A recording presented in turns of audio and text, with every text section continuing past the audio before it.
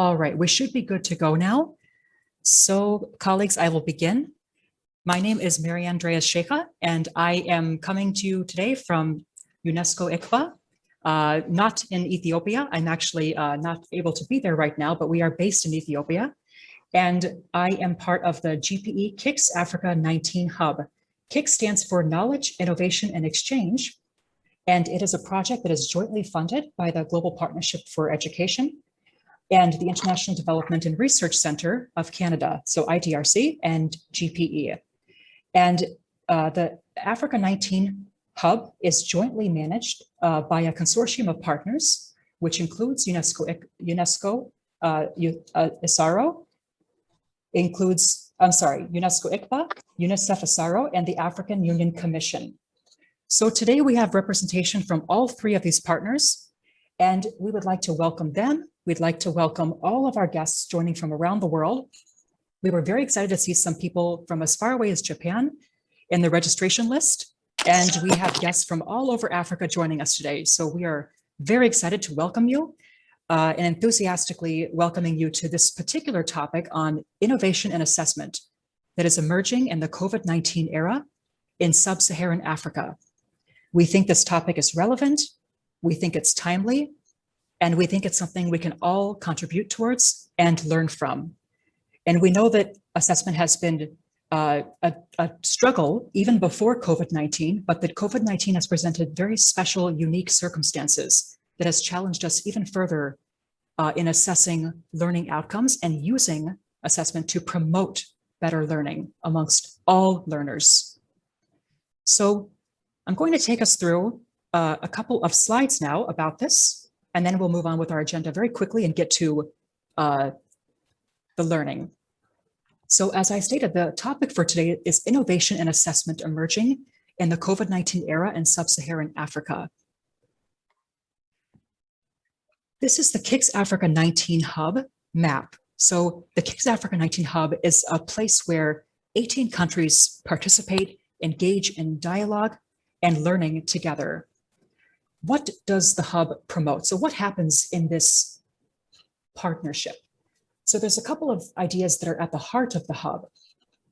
We promote country-led and country-centered dialogue, ideation and innovation, trusting relationships and partnerships that transcend national borders, yet still retain the learning that happens within national borders for a particular country going through a particular story in a particular place and time, but that transcends and connects to other stories. We also promote the role of evidence in decision-making and design. Teaching, learning, and assessment. So as we see in these pictures, this has taken many forms throughout Africa. We have seen some learners coming to school, coming back to school. We can use assessments to measure what they have learned or lost, retained during this time. We've seen digital solutions coming up that have kept learners learning throughout the COVID-19 era. So we're going to hear countries today approaching this from their unique country standpoint and their own story. And assessment is for learning and it's of learning. So we will hear both assessment for learning, formative assessment, and summative assessment, assessment of learning, and even diagnostic assessment, assessment to teach better.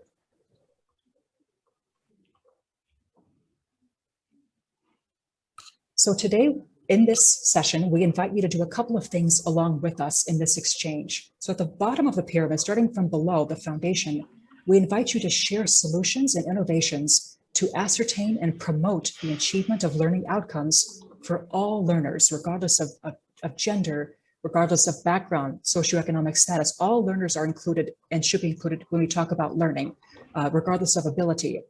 So sharing solutions and innovations to ascertain and promote learning. Then the next part, deliberating on the different learning assessment challenges that are confronting education systems amidst the pandemic. And this leads to the point.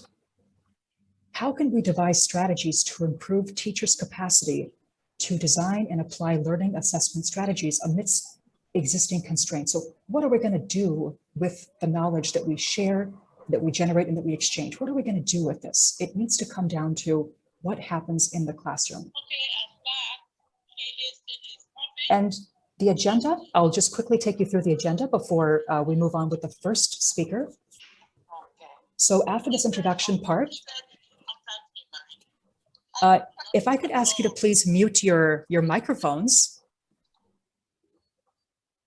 Thank you, thank you. Thank you so much. So we will start off with some opening remarks from Unicef Asaro. We're going to hear about how this, what's the importance of this statement? How does it connect to the bigger picture of what's happening in the member states? And we have Bafit with us today, who's going to be presenting and representing Unicef Asaro. Then we will move on to a presentation by Shembodo, who's coming from the Association for the Development of Education in Africa. Then we will move on to countries' experiences and innovations in this topic. We will hear from Sierra Leone on evidence-based policies using assessment. We will hear from Lesotho on teacher readiness to practice assessment during situations like COVID-19. We will also have an interactive question and answer session that starts with your questions in the chat box. So that's how we invite you to engage the entire time in continuous dialogue by messaging in the chat box, your questions, your comments, your experiences. So we have a rich dialogue going on there that we will take to the big platform and start a discussion in the question and answer session. We will also hear from Kenya on promoting equity and inclusiveness, and we will hear from the Gambia as well. We will then have another question and answer session on these two presentations. And then we will have concluding remarks from the African Union, the Institute of Education for Development. So without any further ado, I would like to invite our colleagues from Unicef Asaro, Bafit, to please present on setting the tone and setting the theme for today. So over to you, Bafit, and I will stop sharing my screen for a moment, or I'll put up this instead as a place card. So please go ahead, Bafit. We welcome your remarks. Okay, can you hear me? Loud and clear. Okay, thank you very much, Marianne. Ladies and gentlemen, dear colleagues from Unesco Iqba, Africa Union, IDRC, dear country focal point and partners, distinguished guests and participants. It is a pleasure to be here. And on the behalf of the UNICEF Regional Education Advisor, who at the last minute cannot make it, but also the consortium partners, we are very pleased to welcome you to this important knowledge sharing webinar, where we will be discussing about the assessment and particularly the innovation that are emerging in Sub-Saharan Africa, given the context of COVID-19. Thank you very much for making the time to attend. As you may already know all, 2020 has been a particular year for all of us, with school closed for a significant part of the year in many countries in Sub-Saharan Africa as a result of COVID-19 pandemic. This situation led to significant learning loss for millions of children, and particularly for the most vulnerable that were not able to access to remote or distance learning, exacerbating the learning crisis already observed in the region. You know, we have this report from the World Bank who show that 87% of children cannot read and understand a simple story by the age of 10. So, to ensure the right of everyone to learning by leaving no one behind, we certainly have all the collective responsibility to support governments addressing the learning crisis, which we can now recall today the learning catastrophe, resulting from COVID-19 pandemic. And as you can guess, this is not possible without a sound and accurate learning assessment system that provide regular information and data about what children are effectively learning in school, what are the bottlenecks in ensuring learning for all, and what appropriate actions need to be taken into account both at the central level and at the school level in the classroom to ensure that learning is happening for all. Assessments are therefore crucial to support improving learning, and such assessments begin from classroom. Despite the ongoing school reopening process in many countries, with the significant number of schools still closed and remote or digital learning becoming the norms now in our region, it appears essential to innovate, to shift from the classic way of ensuring assessment to undertake the assessment that need to make sure that children are learning. So let's say that the topic of this webinar comes therefore at the right moment and provide for all of us the opportunity to learn together and to share experiences and resources on solutions and innovation being developed in measuring learning outcome. Marianne already detailed a bit what we are going to discuss during this webinar, and it is very important and very critical because at the end of the day, the most important is to ensure that every child is learning regardless of his economic of background. So on the behalf of consortium partners, I would like to encourage all of us to make use of this opportunity for deeper collective knowledge and expertise, but also to share widely what we will learn from this webinar with the different stakeholders in our countries for enhanced evidence-based education policy formulation and implementation that ensure learning for all. We have some eminent colleagues from ADEA that will present some regional view of the situation. We will have experiences from countries. So this is really great opportunity for us to learn. Dear colleagues, ladies and gentlemen, I don't want to take too much of your time during this introduction, but I feel like it will be very important for us to focus on what is coming out in terms of innovation in assessment, particularly in this situation of COVID-19.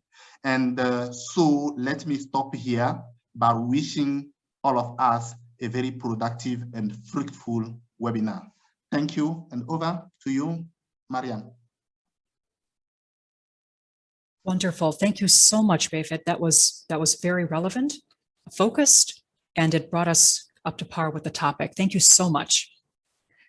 Next, I would like to invite Shem Bodo to give some insight into rethinking learning assessment in the COVID-19 era in the regions of Eastern, Western, and Southern Africa.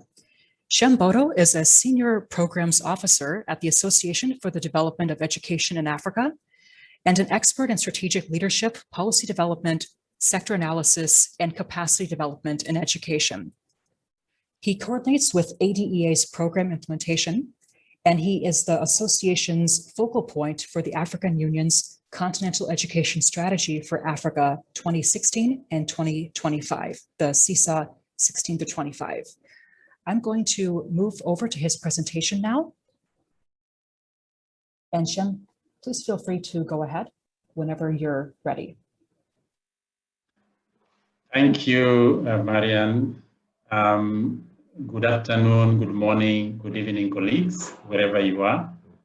It's a pleasure over there to be part of this great initiative.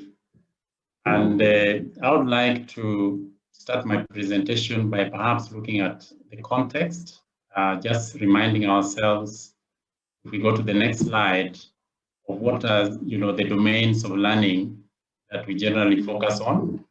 And this is a reference from the Learning Metrics Task Force, which the Brookings Institution was coordinating and hosting before its sunset year of 2016. And indeed, the Network of African Learning Assessments really was born from the Learning Metrics Task Force. So it was just good to reflect on some of those domains, from the physical well-being all the way to science and technology. And I think as we do that, it is important to keep in mind how we measure the learning within these domains, looking at those learning outcomes, and what kind of data we generate and how we use this data to improve teaching and learning. It's also important to perhaps look at the kind of tools that need to be developed for improving the measurement of learning. And we do hope that we'll be hearing some of those during this meeting. And I think constantly there's need to build evidence or that can inform, a policy reform, because ultimately that is what we are looking for, how to influence policy in the area of learning assessment.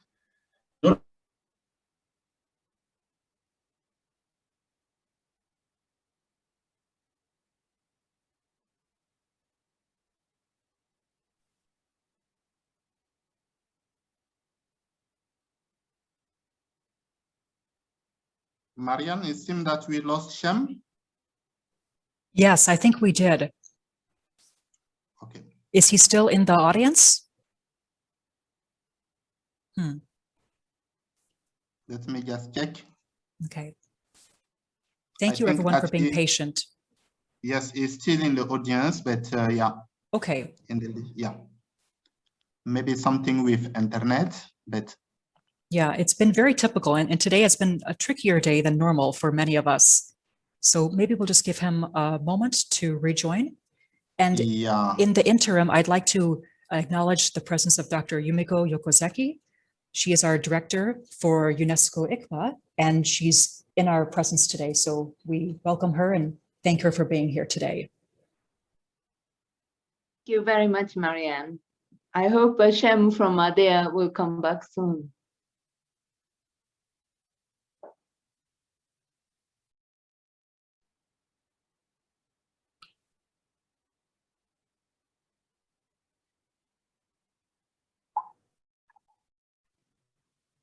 We also want to welcome all of us that have joined us from your different institutions. Thank you so much, colleagues, for joining us. I can see several names and institutions represented in the chat room, and we recognize your presence in all your capacities and all protocol observed. Thank you very much for joining us for this webinar. Thank you.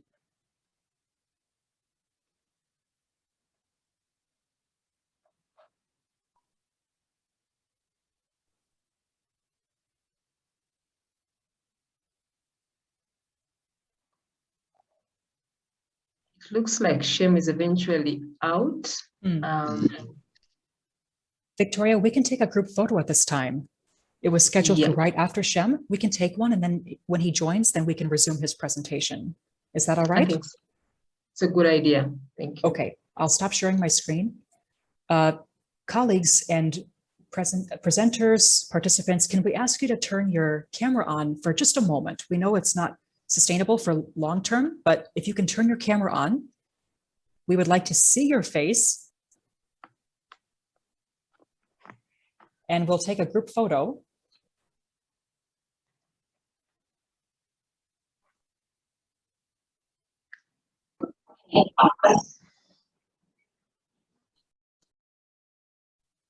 Okay. Sometimes it seems like photographs are proof that something actually happened.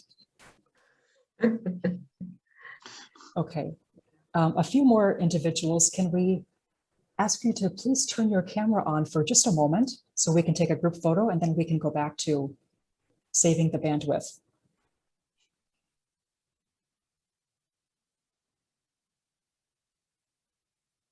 Sorry, Miriam, not very possible from my side. No problem. That's Sorry, fine. colleagues. Sorry, I'm back. We Yes. had some power blackout because of the rain, which has just started now. Thank So you. Is I'm that... not sure where you want me to, where do you want me to resume, or is somebody else going on? Well, Shem, we would just like you to smile right now. We're taking a group photo and then we'll go right back to your presentation. How about that? That sounds good. All right, so let's do on the count of 3. 1, 2, 3. And one more picture for the second page. 1, 2, 3. Thank you so much, everyone. We can go back to turning off our cameras to save bandwidth, and back over to you, Shem. I'll share my screen now for you. Thank you, Marianne.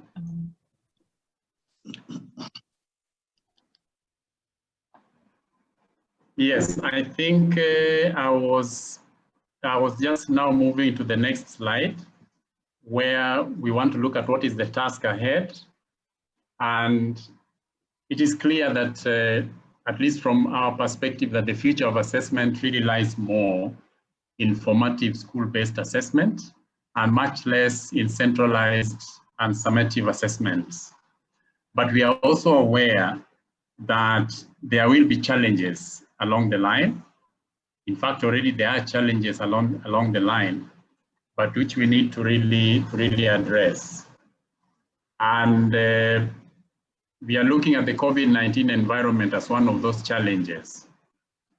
But I think we need to establish a comprehensive assessment framework that will really help to inform the teaching and learning process through a range of techniques. And we can look at this in 2 perspectives. The first one is the governance and implementation perspective, where we look at several things, among them, looking at developing competencies for evaluation and feedback. We're looking at issues around aligning standards with assessment, balancing both external and internal assessments, and really looking at the issue of improvement and accountability functions of teacher evaluation. But there's also the perspective of the school, where we need to see how to align the external evaluation of schools with internal school evaluation, while at the same time monitoring some of the key outcomes of the entire education system. But also a key task is how to develop, especially for the African continent, how to develop a critical mass of learning assessment expertise, and how to consistently use the learning assessment data to improve teaching and learning. So what has been the COVID experience, at least from the African perspective, and based on what ADEA has been doing engaging with the countries? So I'd like to move now to the next slide. And we see that the COVID-19 experience really now calls for a rethink on how to deliver quality education in an inclusive and equitable manner. And really the central role of technology as one of the key enablers. Indeed, we have seen that during the COVID-19 period, especially during the school closures, there were many learners that were left out of the system, out of learning, because largely the countries used technology. There were a few cases where you had, for example, radio, which in itself is a form of technology. So this is really a real issue. Of course, we also saw some positive gains from the countries, but critical challenges remain, and I just wanted to highlight some of them. First is the teacher preparation for remote learning in terms of delivery as well as assessment. So this we saw as a major issue because, of course, the teachers were less prepared when COVID-19 struck. And then it was very difficult to play catch up, in terms of taking them through training. The other one is the quality assurance in assessments, really looking at the learner behavior in remote situations, how to deal with practical subjects. There were times where issues around chemistry, physics, practical subjects could not be done, biology, for example. And even if you look at the TVET subsector, it was very difficult for them to continue because it's difficult to conduct practical subjects remotely. Of course, we do have initiatives such as virtual laboratories, but again, very few learners can access those online. Then the issue of deterring cheating in online examinations and assessments. Here you are with learners who are at home. The teacher does not necessarily have full control of the environment. Some of the parents are not necessarily in a good position to ensure that the value system is maintained. So this was really one of the issues. How do you determine that the assignment that the learner has submitted is really an assignment that has been done by the learner himself or herself? And especially what we know about some of the ongoings, even in examinations during normal learning. Then, of course, there's the issue of the stressful and less than ideal conditions where we subjected learners in terms of performing. And the whole issue of exclusion because of inadequate bandwidth and also because of equipment. These were really key challenges. And then, as we saw mostly, most countries really focused first on the examination classes, making sure that they're being prepared, that they're learning, and less on other classes. So these are some of the challenges that we were seeing, especially when it comes to assessments. So now, going forward, what are some of the things that we can do or that countries can do together with partners? So we can go to the next slide.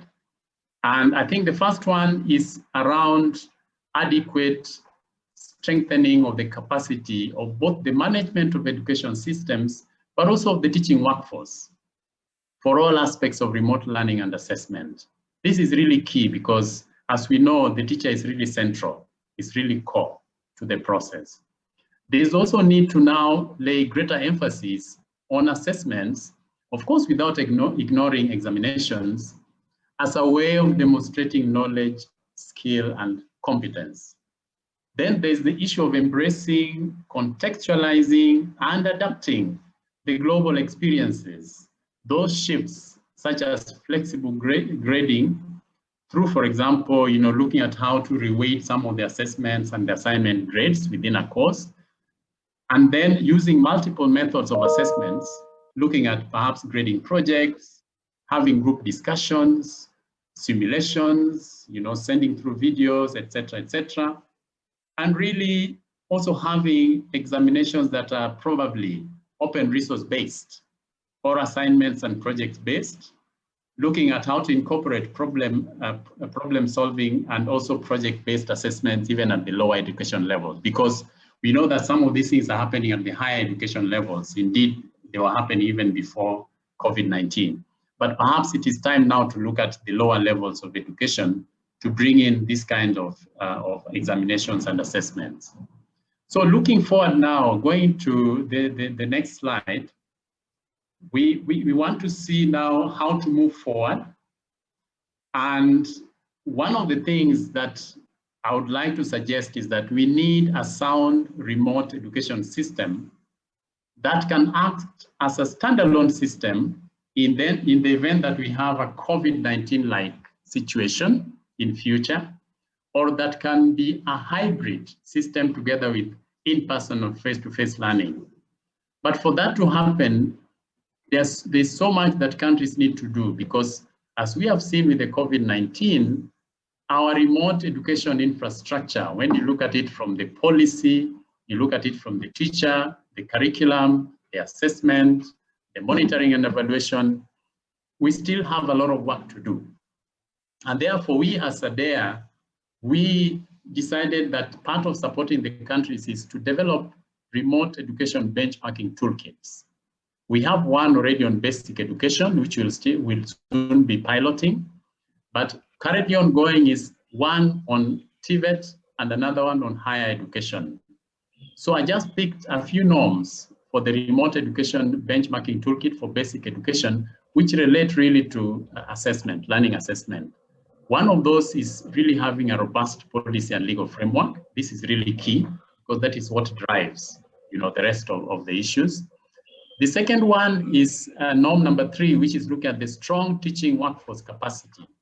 And one of the things is seeing to what extent countries have a strong and comprehensive quality assurance and assessment mechanism for remote education learning outcomes. Then we have a norm under monitoring, evaluation, and assessment. And here we have considered several things that can make a country really say that it is ready for remote education.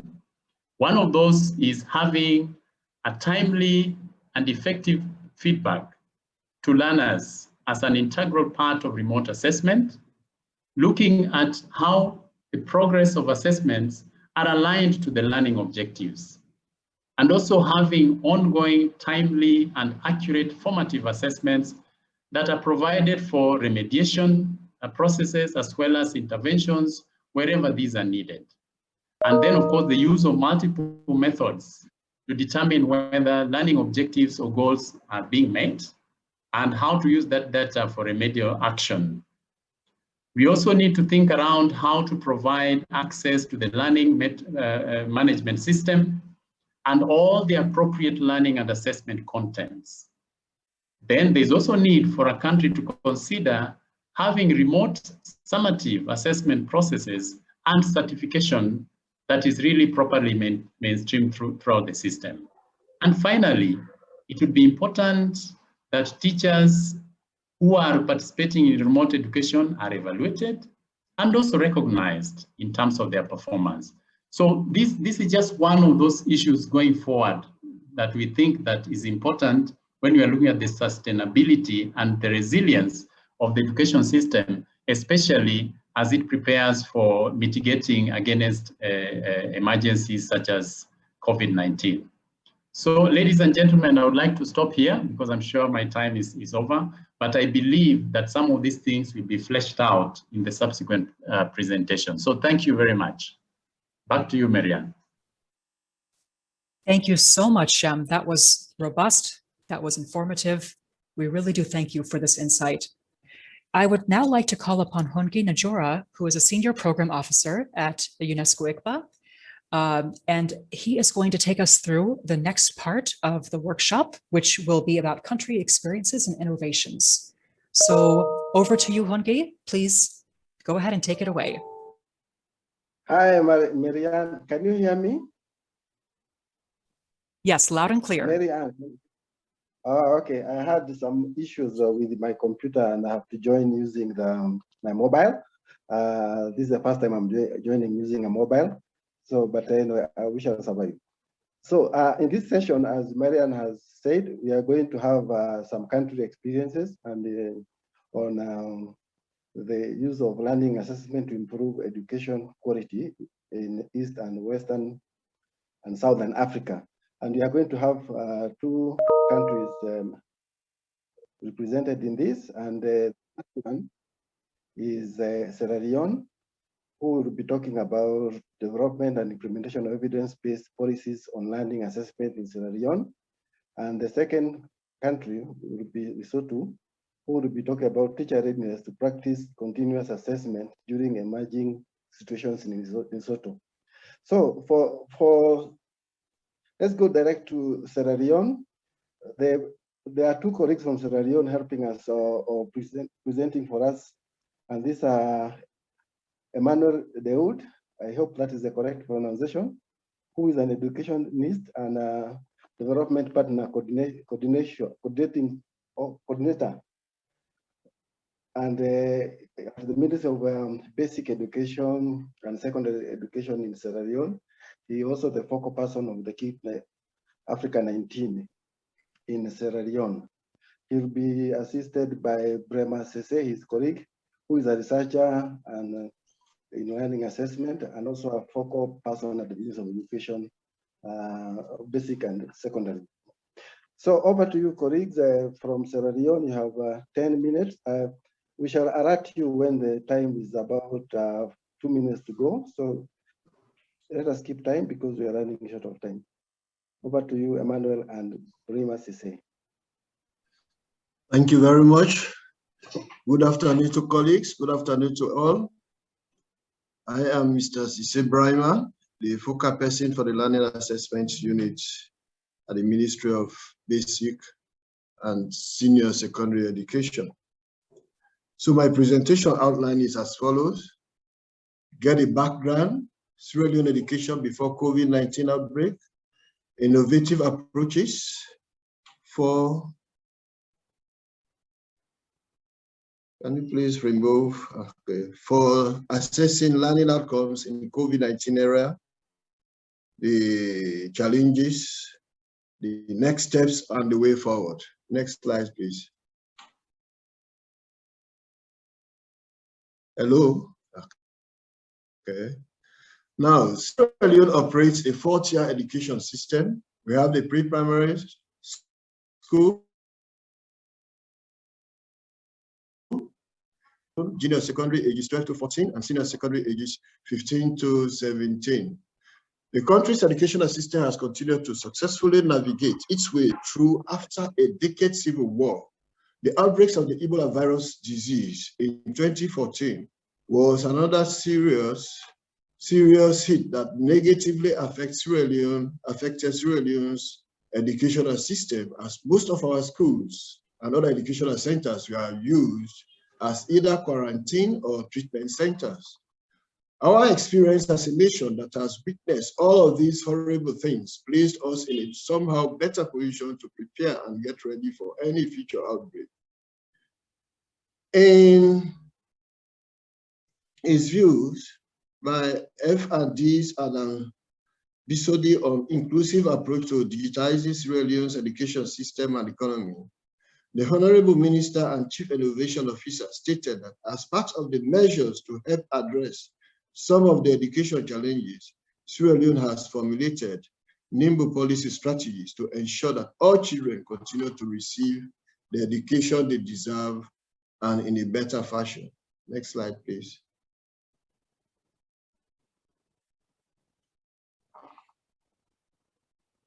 Almost 2 years.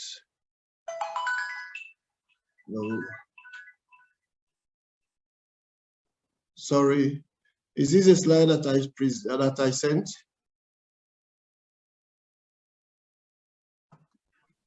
Yes, hello? This is, yes, hello. This is what we were given. Is that the one that I submitted just now? This is the one that we have, the last one. Can you hear me?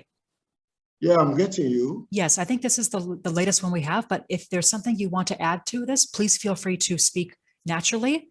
You don't need to stick to the slide if you want to add on or say something different. Okay, okay, okay, I will do that. Okay, now, just a minute, please. Let me just go to the slides that I want to use.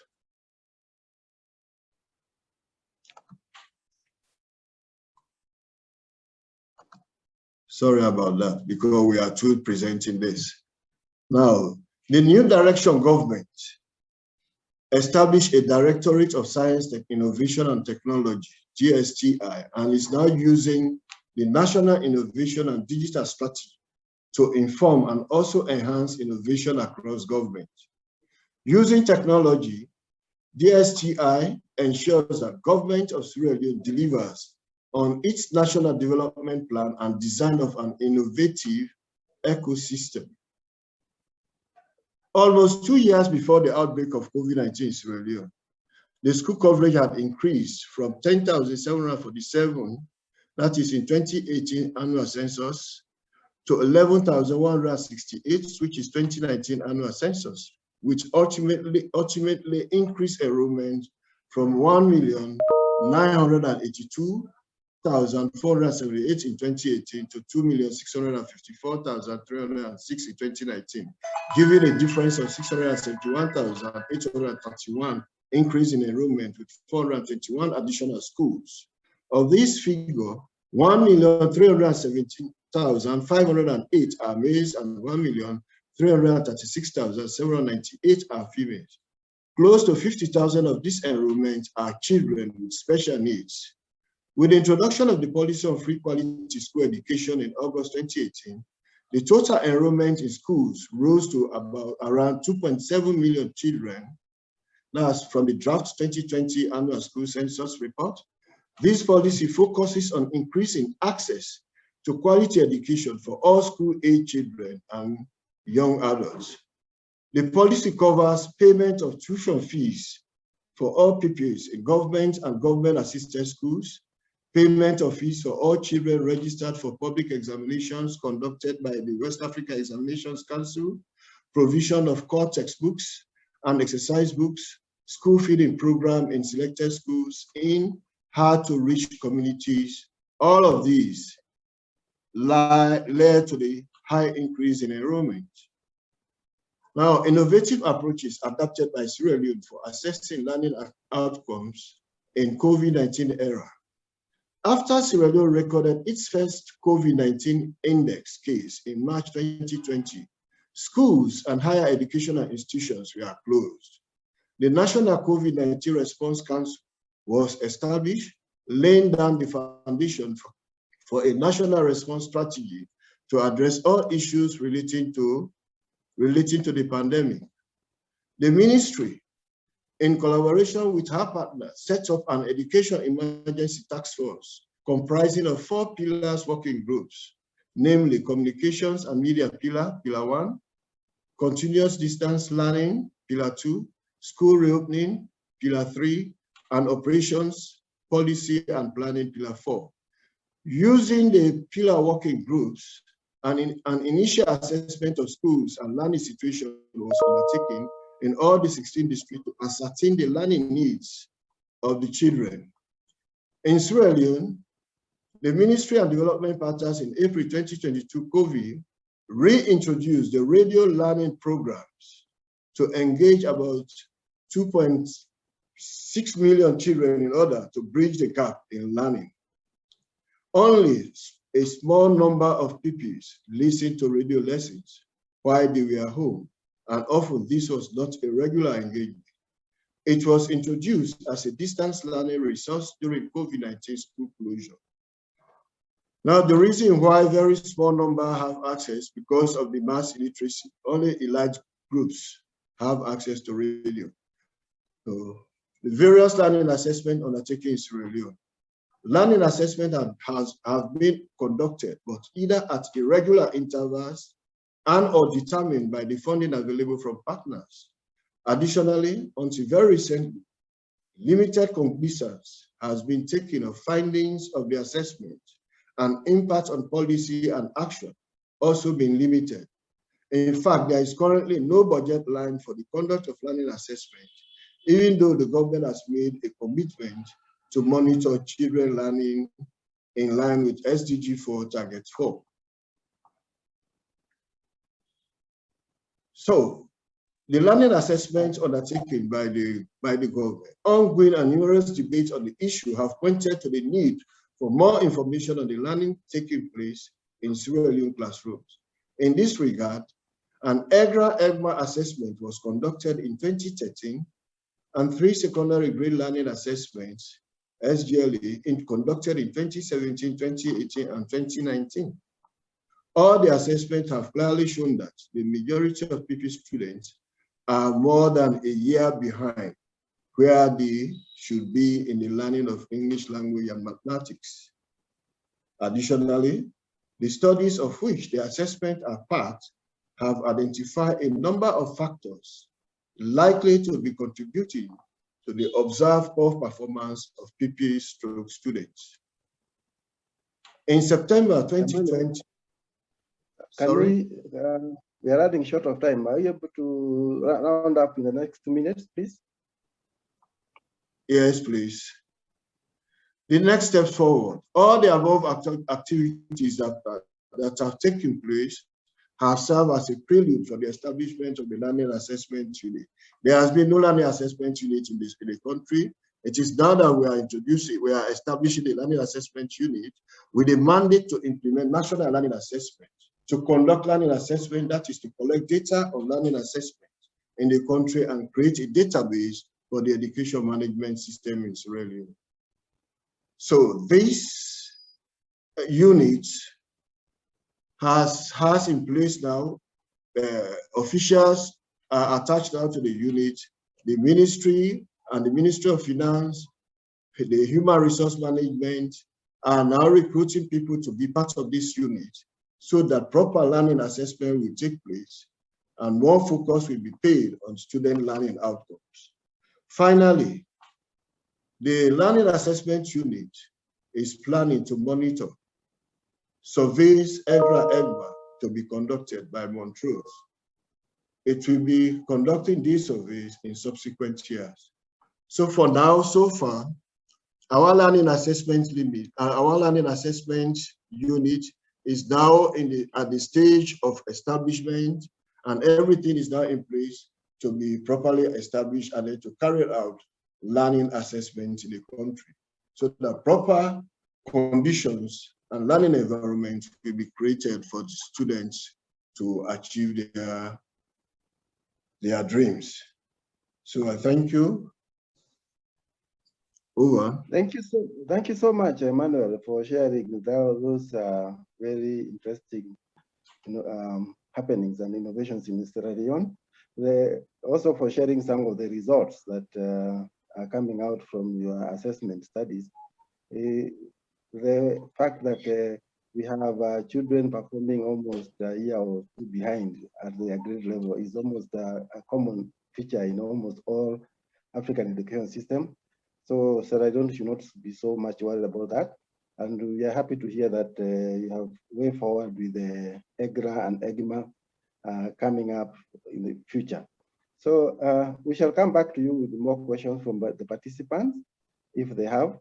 But for now, we would like to invite our colleagues from Lesotho, Dr. Mahube Darewana. Is that the way you pronounce it? Who is the CEO of Curriculum Assessment at the Ministry of Education and Training in Lesotho. And he is also the KICS focal person in Lesotho. He will be assisted by research. Hey, that's difficult. Research. But then they'll help us with the resource decisions. Who is a senior graduate secondary school teacher of English language and geography, and also a member of the Although I can hear some voices this side. Thank you very much. Yes, like you've said, I'm Mahube Kalingwan from Lesotho, working in the Ministry of Education and Training. For us here in Lesotho, we have chosen to understand assessment as the evaluation of attainment of educational and curriculum aims in our programs throughout the education system. There are various modes of assessments that we use, more specifically formative assessment or assessment for learning, which comprises both diagnostic and continuous assessment based in classrooms. We also have monitoring of educational progress, whereby at a certain intervals, we check whether our education system is still functioning very well. And of course, like all others, we have summative assessment, which include public examinations at the end of secondary school education. So clearly, my moderator and you, Marian, colleagues who are here are not the insiders as far as assessment is concerned. Hence why we have decided to bring up or elevate, if I may say, people who are actually the assessors and the assessed, so that we hear from their voices what it is that is happening as far as assessment is concerned. Hence, our presentation is divided into two parts. The first part, you are going to hear a clip from learners who are giving us their experiences as far as assessment is concerned during these hard times. And then lastly, a teacher will come in there and present their experiences as they are operating in the front line of teaching and learning in the Lesotho education system. So I don't know if you are going to allow me to share the podcast, or Marian, you're going to do it for me. Yes, thank you. I'm going to play it. So whenever you're ready, I'll start. Please do play it. This is what Gabisile Kekwani from Montessori Primary School had to say about the assessment. We were given assignments, tests, and homework and notes. Were your teachers able to mark the homework and the assignments? Well, I think that some teachers are able to mark them, but it's not always that we see them marked. Did you like that kind of assessment, as I see it was a new thing altogether? I did like it, but not very much. There was a lot of technical problems for a lot of teachers and students, and it wasn't a very good thing because it was very hard for everyone since of COVID, and everything was just a mess. Let's also hear from Tabisen Chake from Lesotho High School. We were given assignments after a topic has been introduced. So we'd be given assignments, and a way of submission is posting into the group. What is your opinion about that? Did you like the new system? It wasn't really easy. Most of us here in school are able to learn when we are with our teachers in our classes. So with this thing of being at home and using our social media platform, it wasn't easy. Some of us probably do not have phones. We can't have data all the time. And with social media, it's not really that easy to just ask questions and the teacher is able to explain thoroughly. So it was just not really easy.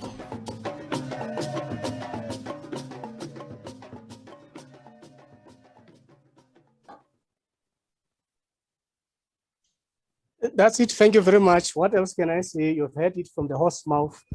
May I, if you so allow, invite Mr. Nsibulan to talk to his presentation at this moment. Nsibulan, if you can come in, please.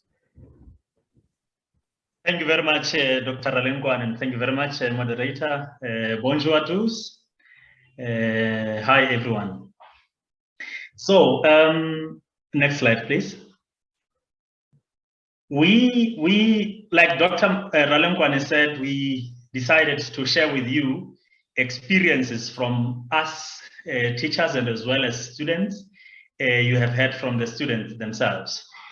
So it's important to share with you that Lesotho is in transition. You know, we are in a paradigm shift from the subject-based, or if you like, the traditional curriculum, where the teacher was at the center of everything, to an integrated curriculum. As you know, of course, as gurus in the education sector, the integrated curriculum, central to it is actually formative assessment.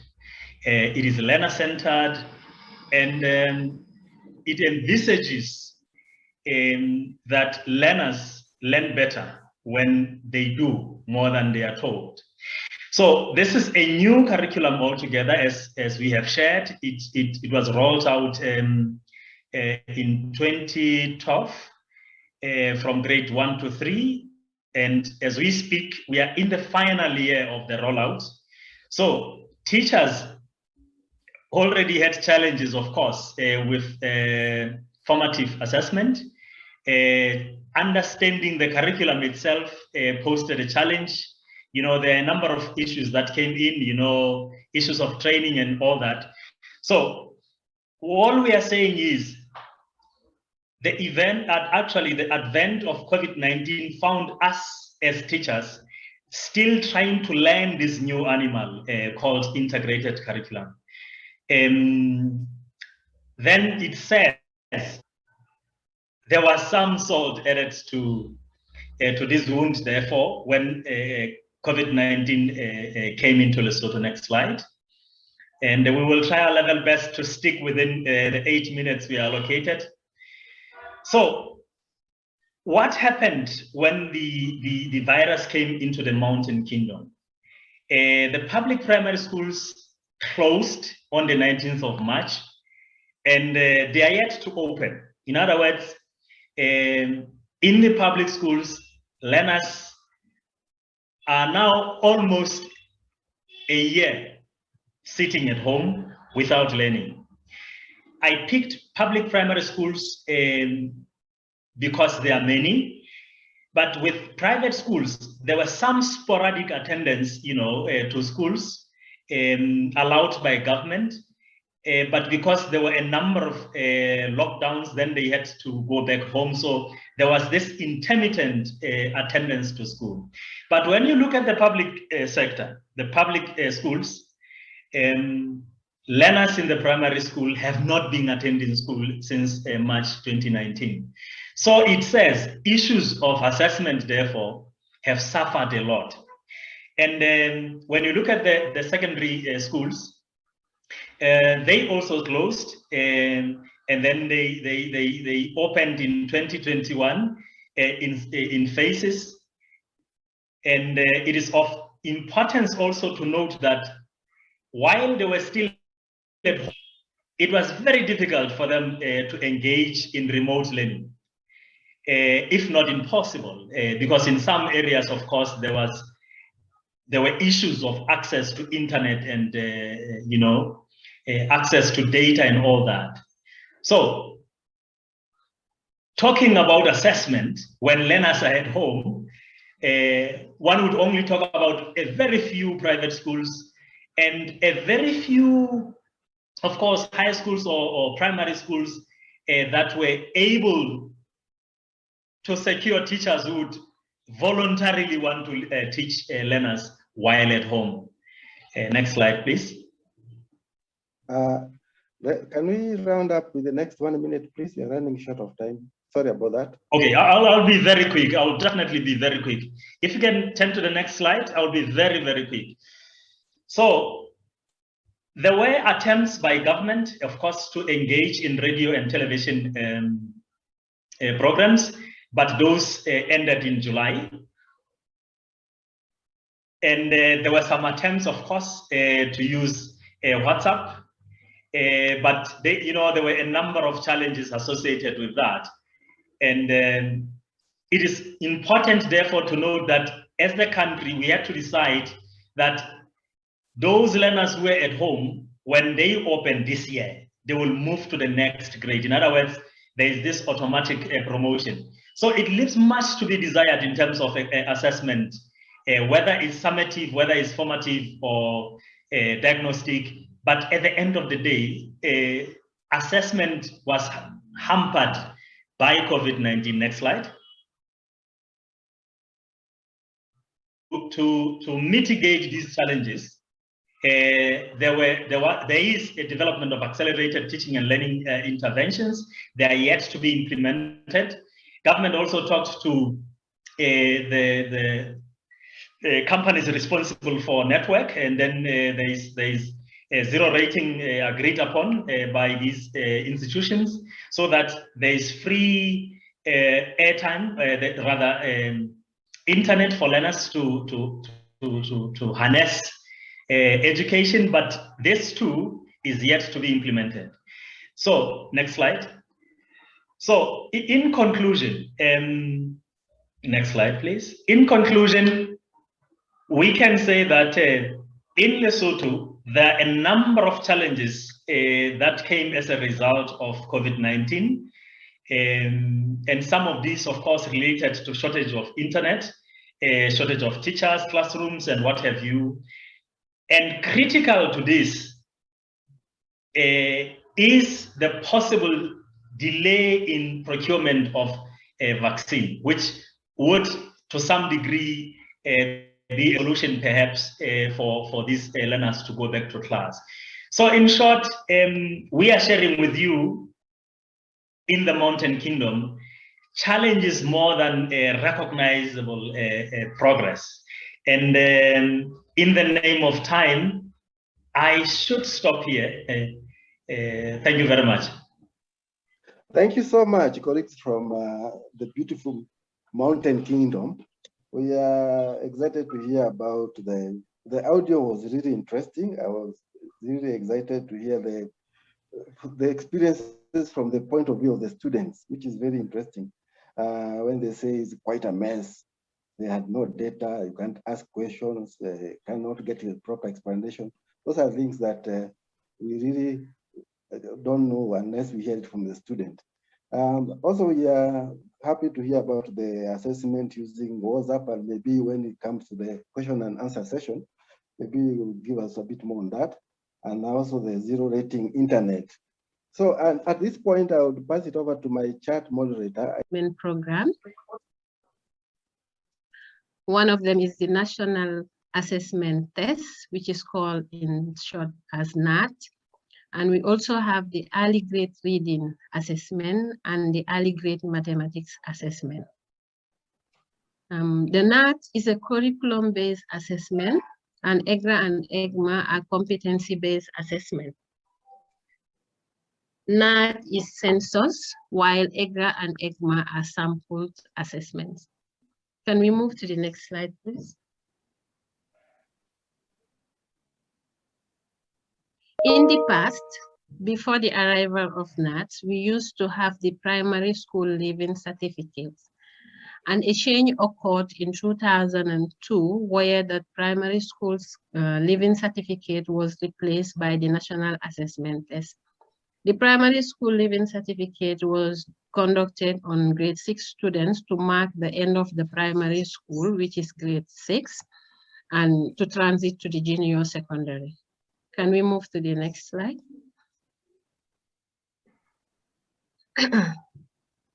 NAT was first conducted in the Gambia in 2008. It is a standardized large-scale assessment, and it is conducted yearly. And the main aim of the NAT is taking into account the overall system performance. It is administered on grade 3 by 8. Grade 3 and grade 5, they alternate. If grade 3 does not this year, grade 5 will not do it. Then if grade 5 do it, grade 3 will not do it. And it's every year for the grade 8 students. Can we move to the next slide, please? And whereas for EGRA and EGMA, EGRA was first conducted in the Gambia in 2007, while EGMA was conducted firstly in 2013. And they are conducted biannually every 2 years. EGRA and EGMA are administered on grade 1, 2, and 3 students. And these assessments provide a great deal of information on students' learning outcome. Can we move to the next slide, please? However, assessment results are used to inform policies and programs such as teacher training and curriculum review and material development. NAT informs the preparation of school improvement plans. It is also analyzed on thematic areas which help schools know their strengths and weaknesses. And these analyses are incorporated into the SIP, which is the school improvement plans for redress.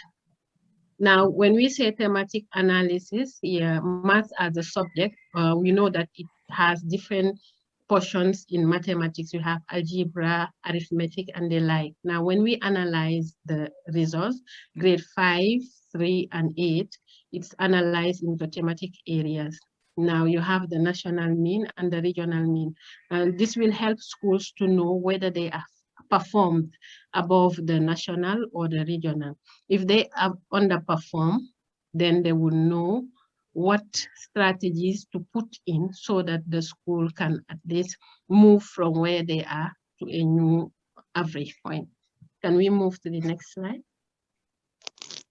And before we move to the next slide, please let me dilate a bit on the next point, because I've already talked about that NAT informs the preparation of the SIP.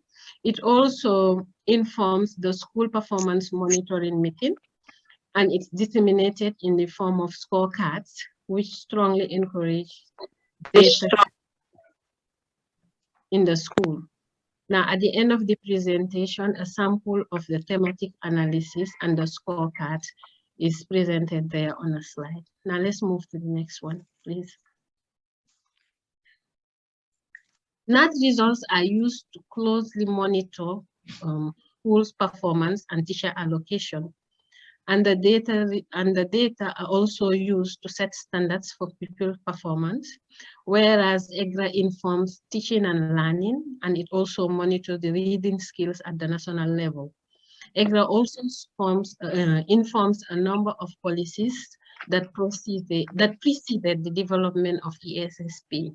And these include the new curriculum, the provision of text, learning materials, teacher training, early childhood education, development, and mother tongue teaching. Can we move to the next slide, please?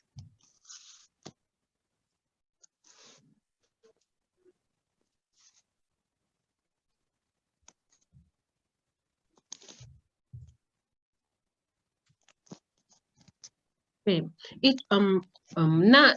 Assessment data also informs the STAR Award system. And the STAR Award system encourages schools to engage in critical self-review.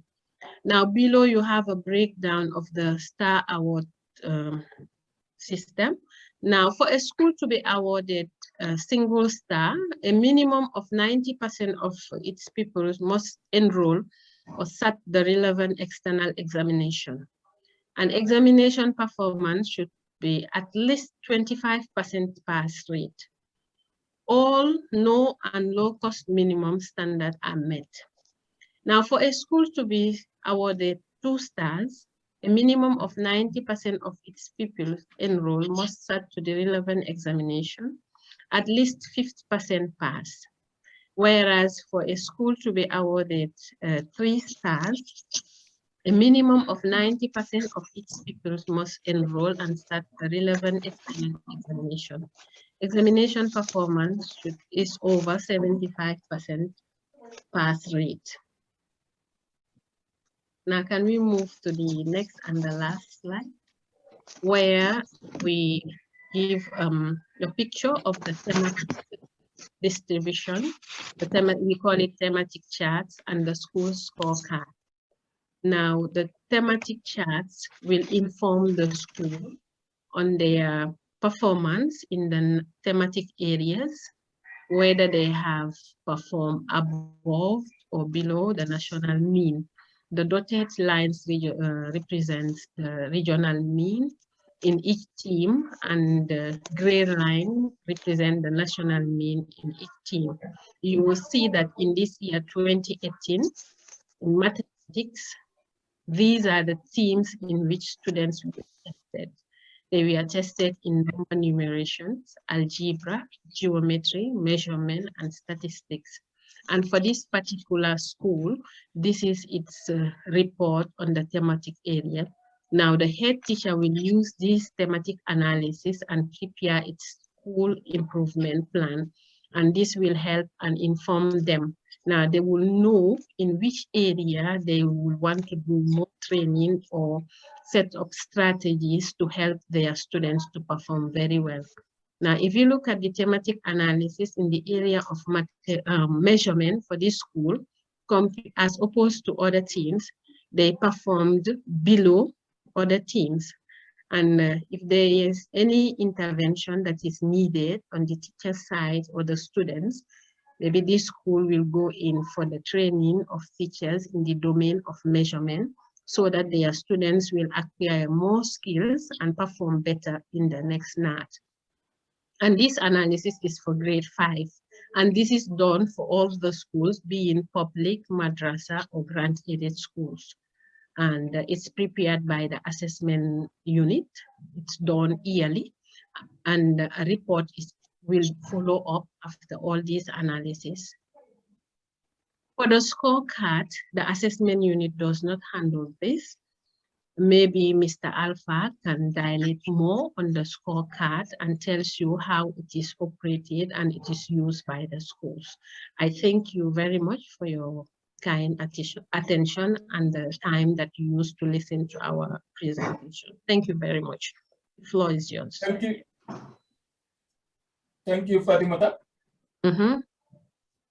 Okay, if I may take the floor just for 1 minute. Yes, go ahead, Alpha. You have just a minute to wrap up.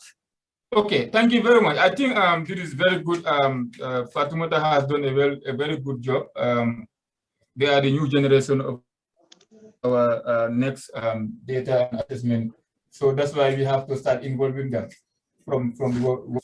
I think one of the things that Gambia has to share is the way that we have a systematic approach. As you can see in the presentation, Fatimata about the school improvement grant and the school improvement plan. You know, at the school level, before a school receives grant, like finance from money from finance for their operation, it has to be based on the number of students, and this has to be based on the number of, this is qualified by the number of students that are taking the exams, the assessment, the NAT assessment. So in another word, you cannot inflate your enrollment just because you want more grant money come to you because of the number. So you have to ensure that they sit the exam. So you cannot have ghost attendance for the exam. That's one way we qualified our data, and it has helped us stabilize our system in terms of reporting of numbers.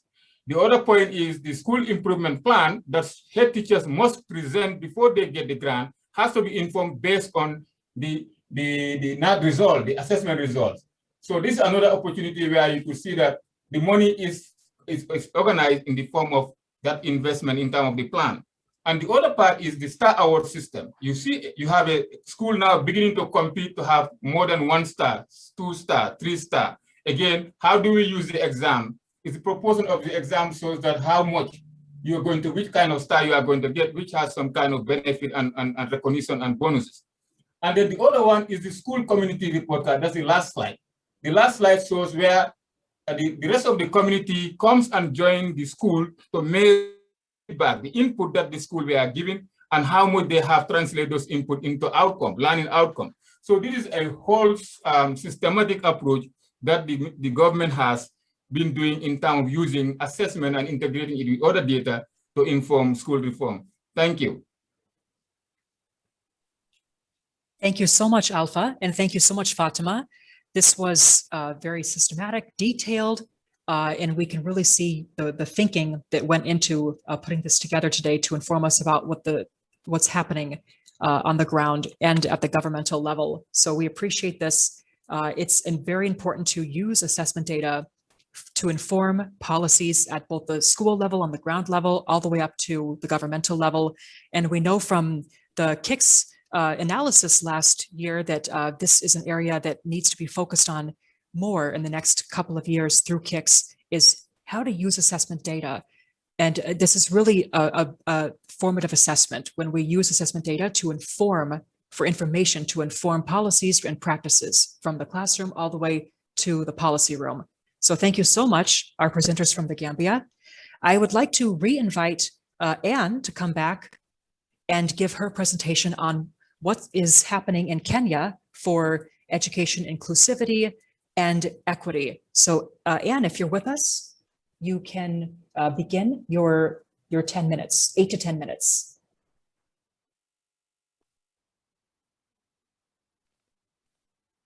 Okay, thank you very much, Miriam. I am Anne Gatia from Kenya, and I'll be sharing some of the things that we as Kenya are doing just to ensure that all our learners are included when it comes to assessment, and that equity is also considered in terms of assessment. And mainly I'll be sharing on what we are currently doing in terms of the education reforms on competency-based assessment. We could move to the other slide.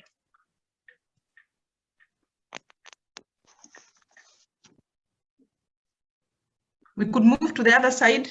Can you hear me? Yes, I can you hear you. Me? Yes, is this slide okay? Hello? Yes, Anne, we can hear Hello? you. Yes, I can hear you just fine. Is this slide okay, or would you like me to move forward? Hello? Oh, yes, that is fine. Thank you. Oh, okay. All right, thank you. Yes, it is okay. Then I'll move forward.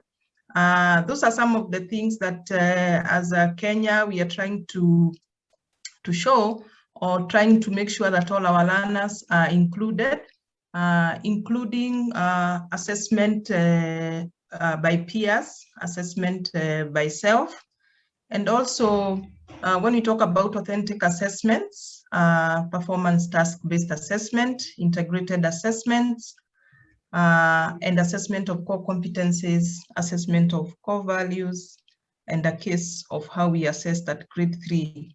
And we are saying that with the new curriculum, which is competency-based, the assessments therein also give opportunities to every learner to be able to apply knowledge that they have learned. The mission of that curriculum is actually to nurture every learner's potential, and therefore when it comes to assessment, we are endeavoring as much as we can to be able to take care of every learner. We can move on. And some of the paradigm shifts, we could move on, Marianne. Some of the paradigm shifts that we have embraced, we can move on. That's just showing what inclusion is that we ensure that every learner, yes, there. So what we are doing is that, as Shem said earlier, that there's a lot of shift on reliance, back to the earlier slide. There's reliance on more of formative assessments, unlike the summative assessments, because formative assessments are done at the classroom level, and therefore every learner has a chance and opportunity to demonstrate what they know. Then we are also de-emphasizing a lot of grading and ranking, which demotivates learners, especially those who do not perform very well. And that is one way of inclusivity, just to ensure that you report on what a learner has been able to perform against, instead of reporting or grading the learner against how the other learners in the class have performed. Also, we are encouraging a lot of classroom assessment, whereby the teacher makes sure that assessment is an integral part of the learning process, as they go ahead to emphasize on acquisition of competences and values, and not actually marks or grades that are awarded to the learners. By the introduction of authentic assessments here, we are giving every learner an opportunity to demonstrate what they have done in relation to what they have on a day-to-day basis. So the kind of activities, the kind of tasks that are given are tasks that a learner can relate with, unlike very abstract assessment items that sometimes have been given there before. Also, with authentic assessments, where we use the assessment rubrics and other assessment tools like checklist, assessment is real time. So the teacher gets an opportunity to assess as the activity is taking place and gives immediate feedback to that learner. So every learner gets to hear how they are doing, and the feedback is not delayed. We can move on.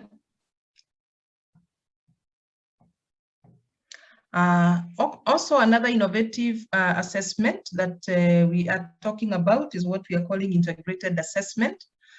And with integrated assessment, then we are talking about coming up with assessment tasks, which are mainly performance based, and they do not require knowledge from one area for you to be able to respond, but it requires integration of knowledge, skills, and attitudes that you have gotten in many subjects to be able to undertake that task, in order to be able to demonstrate acquisition of the core competencies, or what we all call the 21st century skills.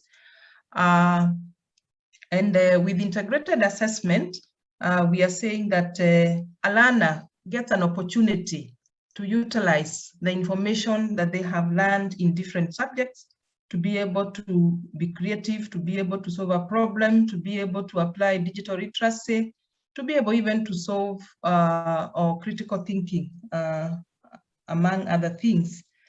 And a case in point is, maybe we move on.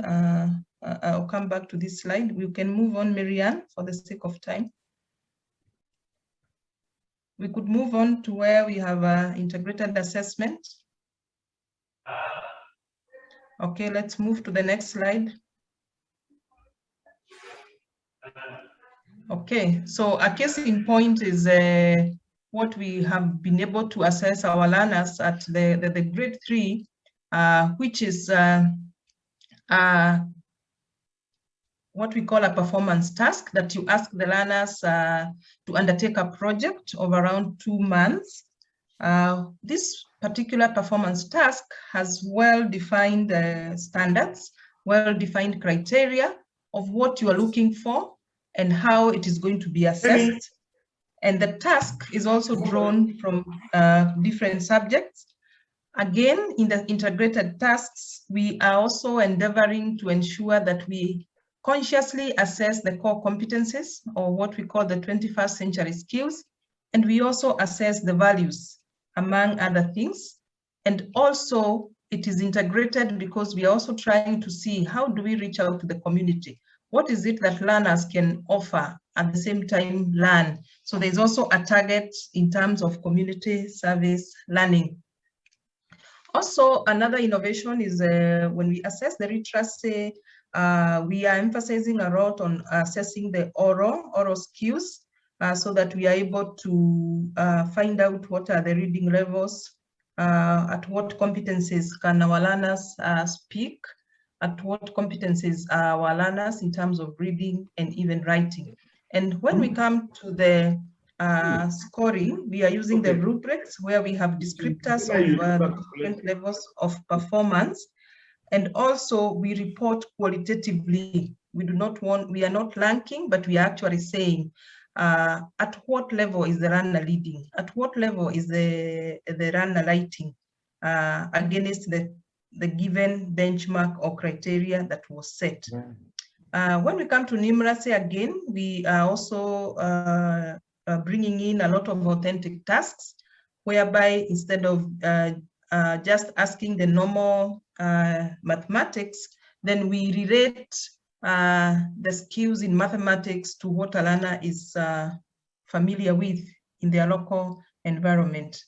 We could move on to inclusivity in assessment. Next slide, please, Marianne. Also, Anne, excuse me, you have less than 2 minutes left. Okay, thank you. I'll be winding up. So when we come to inclusivity in assessment here, we are trying to make sure that everyone is assessed according to their ability, according to what they are able to do. And in our new curriculum, we have 2 pathways. We have the age-based pathway, whereby this is where the regular learners undertake. But we also have learners with mild disabilities, those with visual impairment and hearing impairment. And what we do is that we make sure that we adapt assessment tools for them. There's the other pathway, which is called the stage-based pathway. This one is for learners who have multiple disabilities. They are very severe and are not able to undertake the regular studies. And therefore, the way we are assessing them to make sure that we care for them is through the performance tasks, where they are not expected to do any writings, but to demonstrate what they are able to do. And they are also assessed when they are ready with the use of differentiated assessments. Also, to cater for inclusivity in assessment, we also adapt the environment. We also adapt the way in which we present the task and even the timing. Sometimes we have to give more timing to them so that they can be able to finish on their tasks.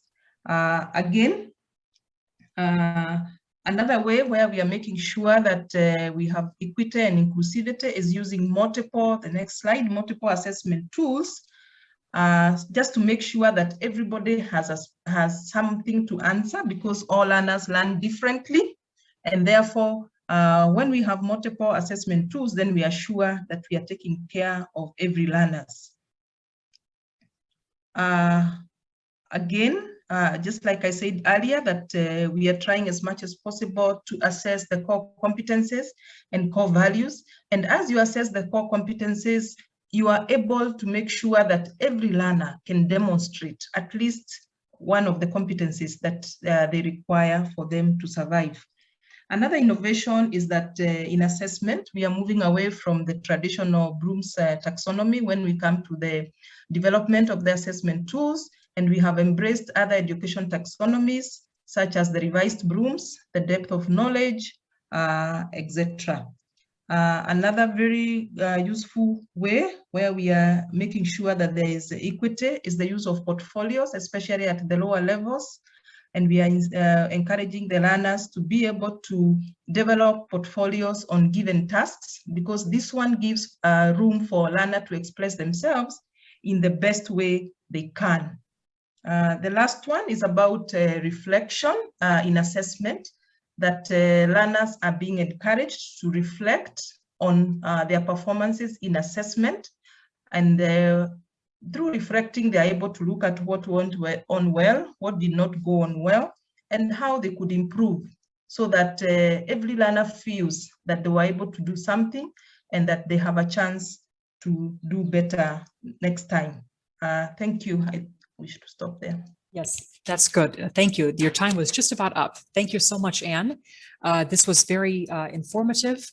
And I think that we should always be talking about equity and inclusiveness in all aspects of what we do: assessment, teaching, learning outcomes, and everything. So this was very helpful, and the special focus on equity and inclusivity was very necessary. So we have heard from actually, one second, I wanted to make sure that I properly introduced Anne. She was not present when I introduced her before, so I want to just point out that Anne Wanjiru Nagatia is the coordinator of competency-based assessment for the new basic education curriculum for Kenya, based on the Kenyan National Examination Council, and her experiences in research, educational research and evaluation. She wasn't here when I introduced her before. So colleagues and participants, we have heard from 4 countries now. We have heard from Sierra Leone, Lesotho, Kenya, and the Gambia. And I'd like to now open it up for your dialogue for question and answers. And to do that, I will turn over now to Hungi Najora from Unesco Iqba here, who will guide us through a question and answer session. Over to you, Hungi. Thank you, Marianne. I can't seem to see my chat box. So anyway, I think Yvonne is correcting the questions from the chat box for us, and probably I'll invite Yvonne to pose the question at this point. Yvonne, are you there? Hello, everyone. Good morning, good afternoon, and good evening to some of us. Oh, I think you could ask like 4 questions. 4 questions, and then we can address those ones, and then after that we go to another 4, something like that. Okay, so the first question was from Sonia Guerrero. Can SHEM provide guidance about the robust policy and legal framework? This seems to be the hardest part of implementation reforms. So this was directed at SHEM. The second question, also directed at SHEM, was from Anne Ngatia. SHEM, please share how to actualize remote summative assessment and certification. Question number 3, again directed at SHEM. This was from Belfith.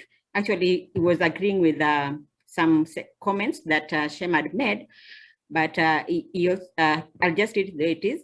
SHEM agree with your answer to Sonia that this is a sustainable way of developing sound remote learning education. However, this is a medium or a long-term perspective that take time. Well, we need to act now, given the learning crisis turning now to learning catastrophe. What will be your suggestion for the short term? What do we do to prevent the learning loss already there? So maybe we can go with those for SHEM first, and then we can continue with the next batch. Thank you, Yvonne. SHEM, would you like to respond to the questions at this point? Thank you, Hungi. I think basically I responded to the questions in the chat. I mean, I could repeat if there's need, but I really had responded to those questions, unless there's a clarification. Thank you. Okay, if I have no access to the chat, which is okay, I can access it later. So if they have already been addressed and the other participants are able to see that, I think that is okay. So Yvonne, we can go to the next ones. And also, let us have a look at the ones which have already been addressed and the ones that have not been addressed, and concentrate on those ones which have not been addressed in the chat box. Thank you. Thank you. I think for the ones that Shem is with the exception of the one that Belfit raised about the short-term, for the short-term suggestions, maybe Shem can address that, because whatever he did answer, but that was for the long-term and medium term. Yeah, thank you very much, Yvonne. Indeed, I actually responded to that too. I think the point was that the remote education benchmarking toolkit is focusing on the sustainability of the education system to be able to continue to run against emergencies such as COVID in future.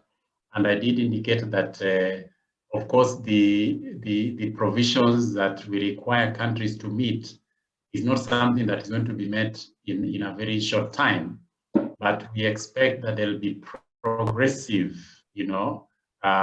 adjustments to the different components of the remote education infrastructure and all the other things that come with it. But meanwhile, I believe that, and this is what perhaps countries are already doing, that countries are deploying different strategies to address the different categories of learners. Those who have access to, for example, technology or digital platforms and tools will use that to access, learning. But those, for example, in the rural areas or the remote or marginalized areas, we have to use perhaps the traditional system, because we can't really throw that away. It's still very relevant. So it's a combination of strategies that can enable us to get as large a learner population as possible accessing education. So that's what I wanted to. That's what I responded to, I believe, in brief. Thank you. Okay, thank you. So the next question was also. Okay, continue, Yvonne. Okay, the next question was also answered. I just felt that maybe we should bring it to the plenary so that everybody is aware. Asiati Chiweza wanted to ask the moderator, do we have presentations touching on university-wide assessments? So I think that one has also been answered, but it would be good for all of us to put that in our minds that maybe we need something touching on university assessments as well. Then there's a question directed at Anne. How do you train and support teachers to administer formative assessments? That was by Dennis Signolo. Okay, thank you. I hadn't seen that on the chat. I think I got logged out. What we do is that in Kenya, we have what we call a multi-agency approach to training, whereby all the education agencies come together, especially during the school holidays, and we undertake some cascade model. So we have, we train master trainers. That is now the officers in the Ministry of Education, in Kenya National Exams Council, the Curriculum Center, the Institute for Special Education, and others. So they are all trained on assessment and even interpretation of the curriculum. After that, they now go to the second cascade or tier, whereby we train our curriculum support officers who man schools of between 20 to 25 and also champion teachers. And these now go to train the teachers. And during these trainings, the master trainers are also on the ground giving professional support. So we have been doing this every school holiday, especially since the introduction of the new curriculum. And therefore, we are seeing it bearing a lot of fruit because of that paradigm shift on how to conduct formative assessment and continuously training them. Of course, we have also come up with a manual where they can still refer to on the best approaches, the best tools, how to develop the tools when there is no face-to-face sessions. Thank you. Okay. I think there was another question by Shem about braiding, and yes, braiding is expensive. But for all our national examinations at the National Examinations Council, we have machinery where we braille for every candidate. The challenge now has begun when we have started the formative assessments at the school levels, where some of the schools with the big or large number of learners are actually having some financial constraints into the grading. But for national exams, that one normally has no big cost because we do it in our offices.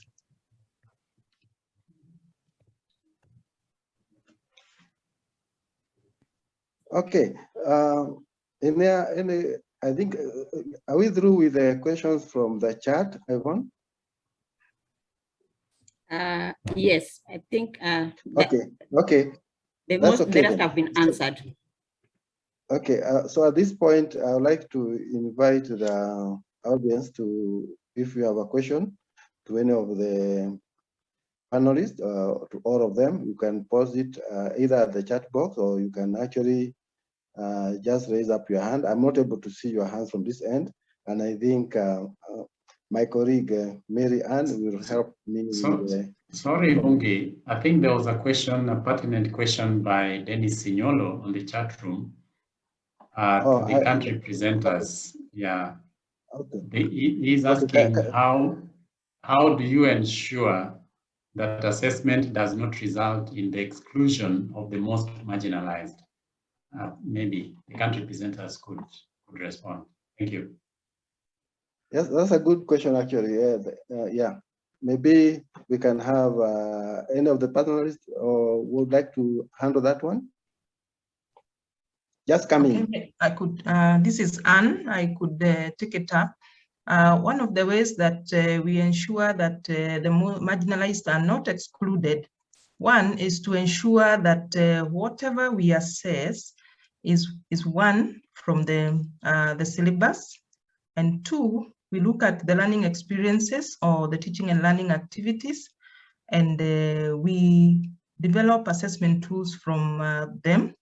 The other way is to just make sure that whatever materials that you may be requiring, we ask or we customize and tell them that they need to use what is locally available, the locally available materials, and also improvisation. This is more so when it is a task that requires performance or that requires them to actually do.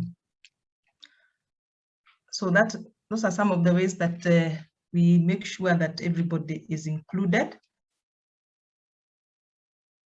in Thank Kenya. you. The use of the use of local material and ensuring that the assessment task is within their reach is not something that they have to use very high technology to answer or perform. Any other panelists would like to address that, how they are handling it in their countries? If not, we can go to another question. You can put up your hand. And at this point, I'm being reminded by Victoria that we have an assessment, an evaluation tool at the end of this webinar. And I think it has already been posted. Correct me, Mary Ann, if I'm wrong. So that we'd like to encourage you to respond to that evaluation tool so that we can see what we are gaining and what kind of experiences you like to have in the next webinar.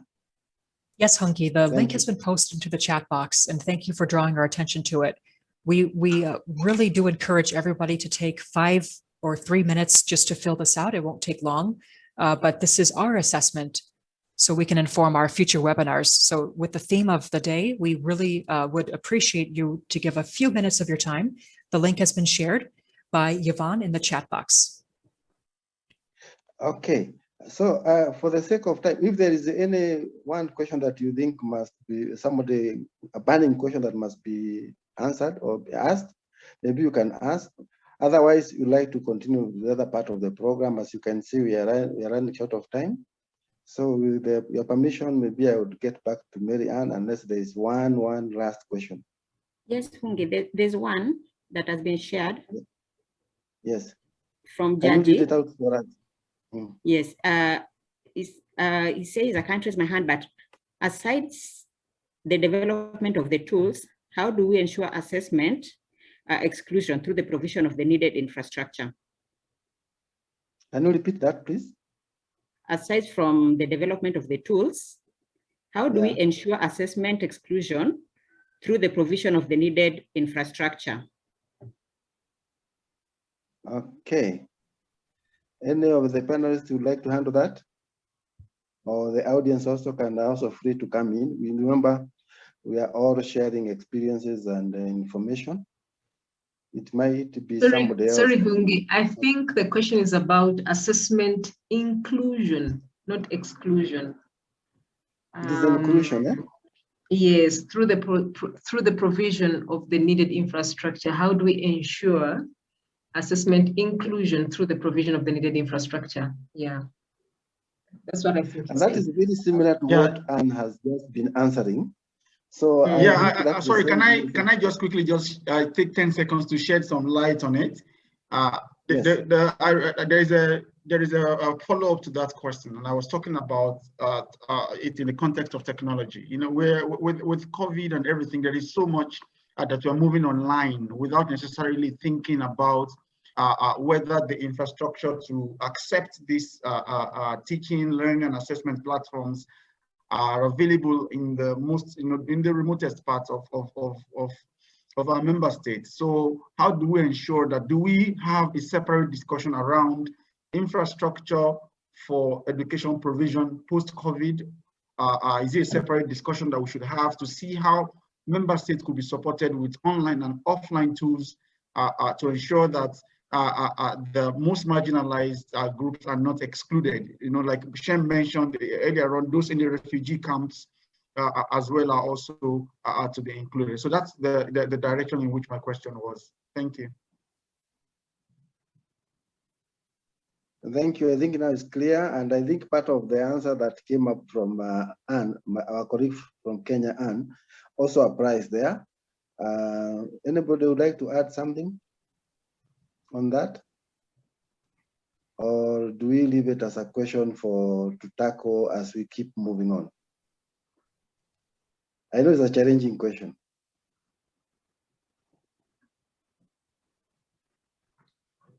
Okay, Mary Ann, I think that question is a good question, and we shall, of course, that's something you can pose even in the next meeting and interaction. So as you move on, those are some of the things you could be thinking about. And I think I'll get it back to you now to go to the next section. Thank you so much, Hunki. Thank you for moderating that chat. We hope that the dialogue was also a learning experience for you all, and we'd like to see more of this going forward, this type of question and answer and iterative dialogue.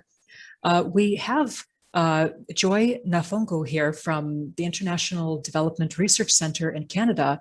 The IDRC is, along with the Global Partnership for Education, are the funders of the project of the KICS Africa 19 Hub. So I'd like to ask Joy if you have any thoughts, any reflections on this session today before we move to our closing remarks.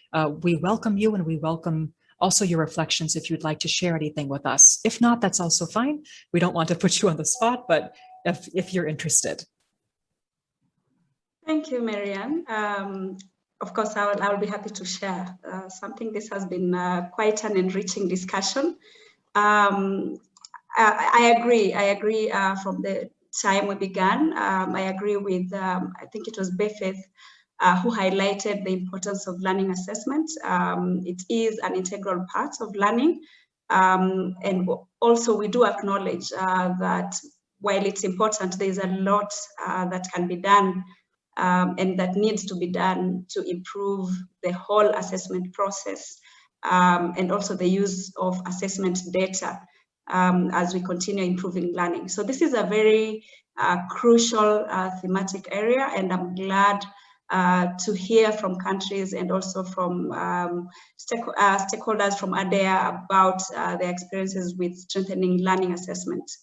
I'm glad really to hear, about the various innovations that are happening in different in the region, in different countries, from ADEA's remote assessment Gambia's STAR award system, Lesotho's inclusion, and also, listening from the young ones about the experiences with assessments, and sharing about Kenya's assessing competencies.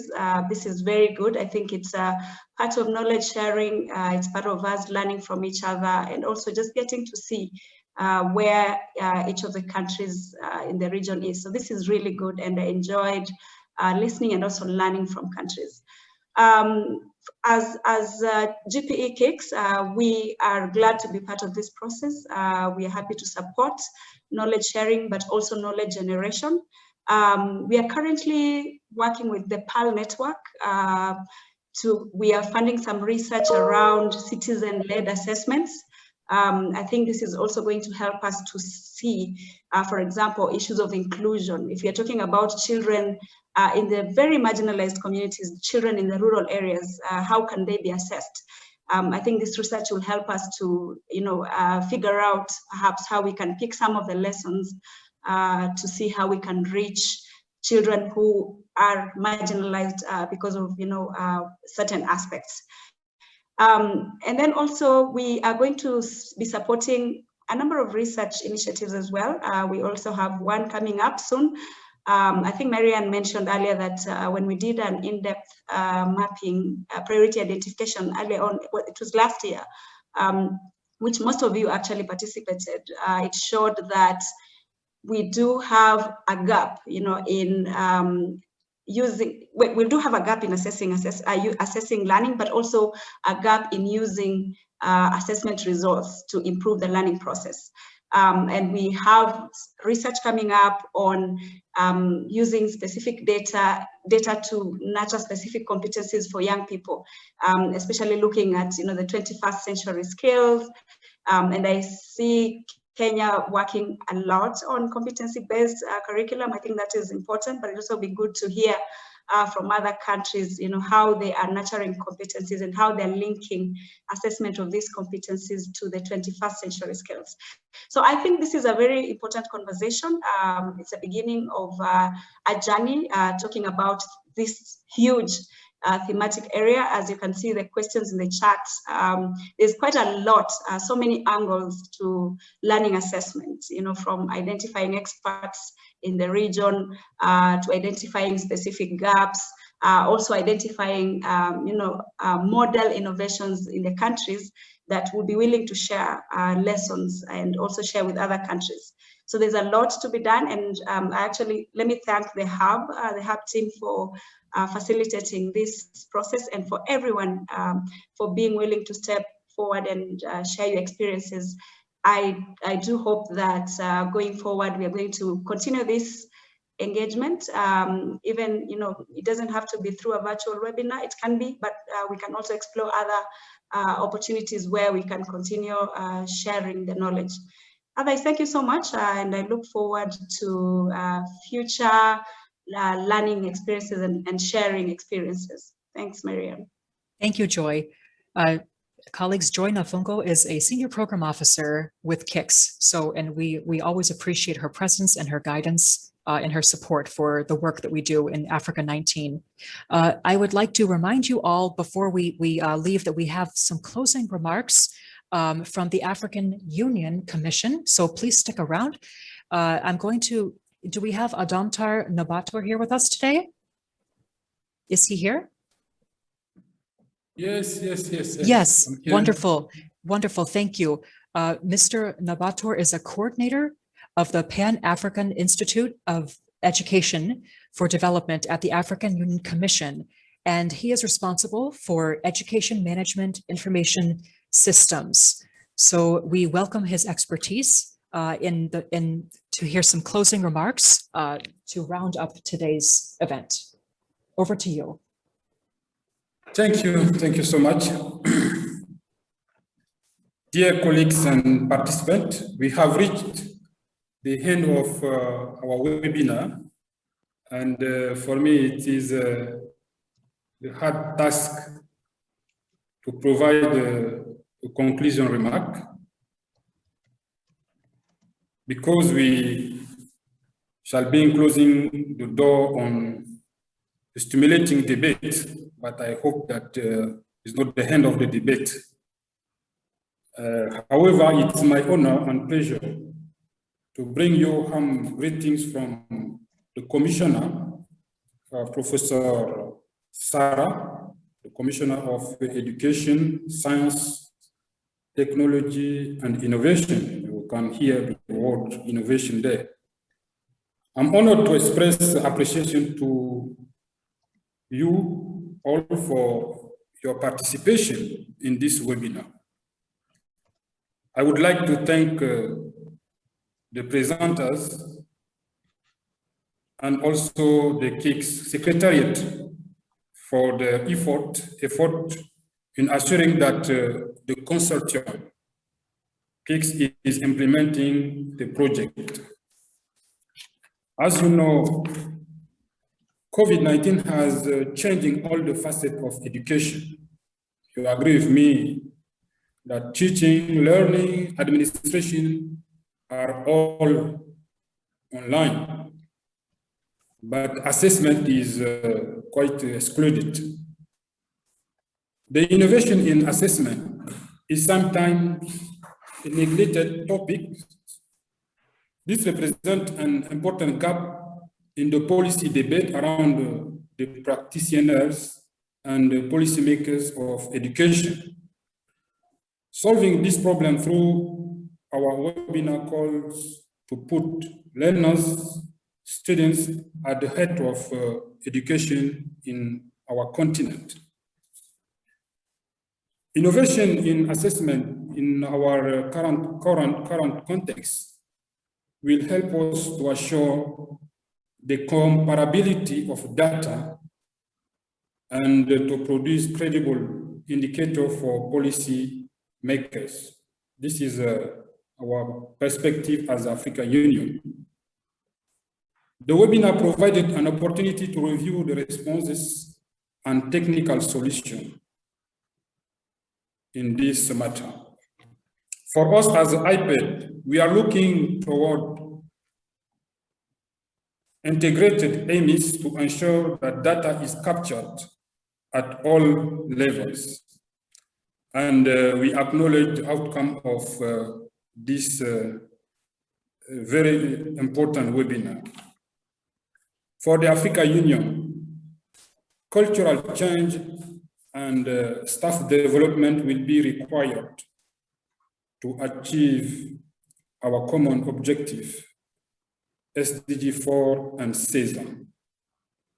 Furthermore, research is required also to build a common understanding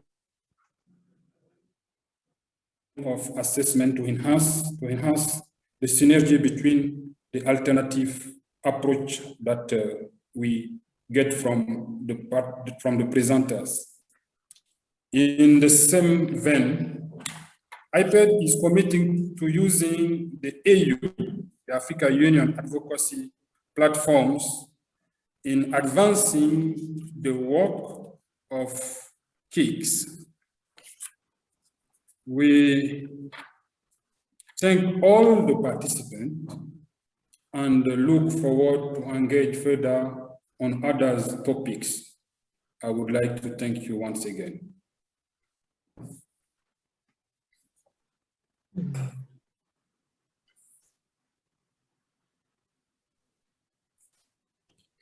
Thank you. Thank you so much, Adamtar, and everyone. That's the end of the learning event today. Please do take the survey, and we look forward to seeing you at our next event. Thank you so much, Marianne, for the wonderful moderation too, and Hungi and Yvonne. And probably as we exit, we can turn on our videos and say bye-bye, and we see your smile. Thank you, colleagues.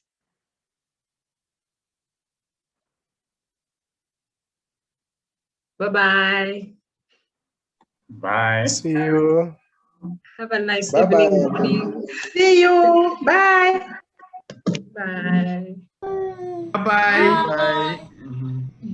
Bye. Bye-bye. Yes, Gertrude. How's Kampala? Kampala is nice. We received some rain today. Very nice. Thank you. Thank you very much. Hi, Gertrude. Yeah. Hi. How are you? Jaji here. I'm okay. Hey, Jaji. I'm so grateful to see you. How are you? I'm okay. I'm fine. I can tell the catching up. I'm also fine. Yeah, good. Yeah, good. for sure. Yeah. Yeah. Adam, thank you for joining us from Somalia, and thanks everybody. Hey, John, thank you for joining us. Thank yes, you. we really appreciate. We really Bye appreciate. from Zambia. Thank you so much. We appreciate your presence. And everyone from bye-bye. Look, ma, mungkin nila agpasit do mo mi. Tiga na ako. Samba.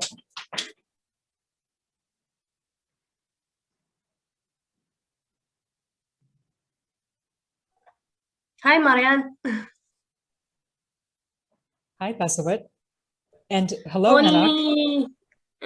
Only for a response we will get. We will get only 4 of.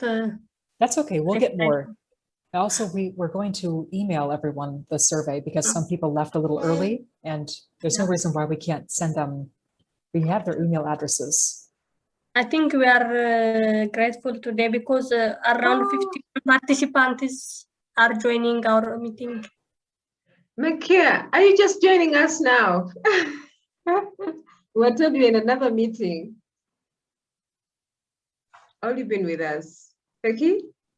Sorry, Makia, hi, can you hear me? Yes. Hello. You're just joining. Yeah, I'm just joining. I was in another meeting, sorry. Oh dear. Uh-oh. How are you Sorry all? about that. We are fine. It went very well. We missed you. I'm sorry. So you just finalized? Yeah, we just finished. Yes. Oh, I'm sorry. It's just ended. And thank you. Thank you so much, Anne. We're seeing she's connecting again, I think.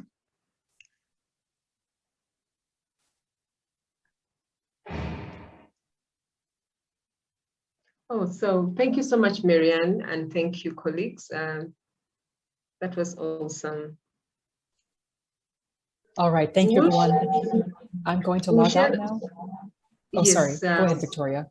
I was just alerting Mekia that she will get the presentations online because she wasn't there at all. So the colleagues will send the links to the presentation so that you can see what was discussed. And I think also the recording can be sent for those that will need it maybe for some sessions. Yeah, that's what I wanted to say. Okay, thank you, everyone. We can